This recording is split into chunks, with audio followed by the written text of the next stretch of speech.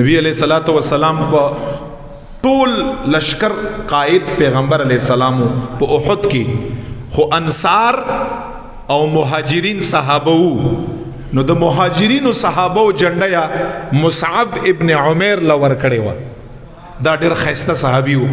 په احد کې شهید شو خلکو وی چې رسول الله مبارک شهید شو دومره خسته و دا د مهاجرینو جنډا او دستا دا د په قیادت کې روانه و او بیا د انصار چې کوم دي انصار دوه قبیلې وي اوس او خزرج اوس انصار صحابه د هغه قائد اسید ابن حدیر رضی الله عنه او د خزرج چې کوم انصارو د هغه قائد چې د صاحبانو حباب بن منذر رضی الله تعالی عنہ هغه په قیادت کې دا ډلې روانې وي او بیا یې مکمل سردار او قائد پیغمبر علیه السلام څومره کسانو فیصله وشوه چې مدینه منورې نه بهر احد 5 کیلومتر باندې الته جنگګو صحابه کرام 1000 کسانو او چې کله 1000 کسان یو دغه عبد الله ابن ابی ابن سلول منافق دا خبیث چې کوم دی دا به در کې اسفل کی چې دا د جهنم نم خطه طبقه ده دا چې په خله باندې کافرو په خله باندې بیان اٹک د مسلمانۍ نو دای 300 کسان د دمو په دغه 1000 کسانو کې چې کله روان شو نو په حدیثو کې په تاریخ کې یو ځای دی التا دا احد ته بالکل قریب شو نږدې شو لږ غوندې ځای پاتې هغه ته ویل کېږي مقام شوتم راغلی یا اشواتم راغلی دی دلته پیغمبر علیه الصلاۃ والسلام سبعی منځ وکړه او چې کله سبعی منځ وکړه او دا صحابه یې خدغه کافرانو ته هغه خو راغلیو هغوی پړاو اچولی دی 200 کسان او څه او خپ ځان ته چې نو خپ په پهلوانۍ او په طاقتورۍ کې ځان ته څوایي په دغه ټیم کې چې مونږ بار نه خپله بدله اخلو صحابه چې لاړه په دغه مقام کې چې کوم نه دغه عبد الله ابن ابی ابن سلول پیغمبر علیه السلام ته بانه جوړ کړه او په حدیث کې بانه څنګه جوړ کړه چې مونږ نه بیرته واپس کګو تاسو مونږ خبره ونه منله اكومه خبره چې ورته ویلو چې په مدینه منوره کې با جهاد وکړو دا خبره ورته سکړه بانه کړه چې تا مونږ خبره ونه منله او لیار کم تر واپس کې دی شو التم تر حصارې دی شو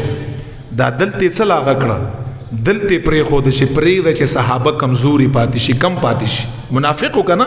خو هغوی ته دا پته نه وه چې 700 صحابه 7 لاک مقابله کړی شي نو 3200 شي غیرتمن خلق دي دوی 300 کسان په دغه مقام اشوات یا په شوت دغه ځای کې دغه خبیث ځان سره بیرته را واپس لاړه نبی علیہ الصلوۃ والسلام مبارک هیڅ چرت پکې نه دی واله ورکه مرداران چې کله رااله 200 صحابه پاتې شو 700 او هغه طرف نه 3200 او څو اسیانور سره دوا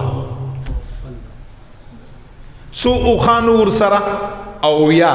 70 او توری او زغری په یو روایت کې شپږ راځي خو په نشت باندې وي ټولو سره دا لرګیو دا مونږ تاسو ورته کوتکیو لرګیو څه شو دا شیو دغه بس 2-3 توری او داسې 5 شپږ زغری او دوا اسیان او هغه یو نبی علیہ الصلوۃ والسلام مبارک پاغه باندې سوار کړایو او یا اوخان او 700 صحابه ایت خو حمزه رضی اللہ تعالی عنہ علی شیر خدا رضی اللہ تعالی عنہ سیدنا ابو بکر صدیق عمر فاروق رضی اللہ تعالی عنہ لولو صحابہ کرام په دې کې موجود وو صحابه به انتها د وفاداری د محبت اظهار پیغمبر علیہ السلام مبارک سره کړ کله چې ورسېد میدان ته پیغمبر علیہ الصلوۃ والسلام مبارک خو جنگونه زده ډیر حکیم او پویو نو صفونه یې تیار کړ نو چې صفونه یې تیار کړه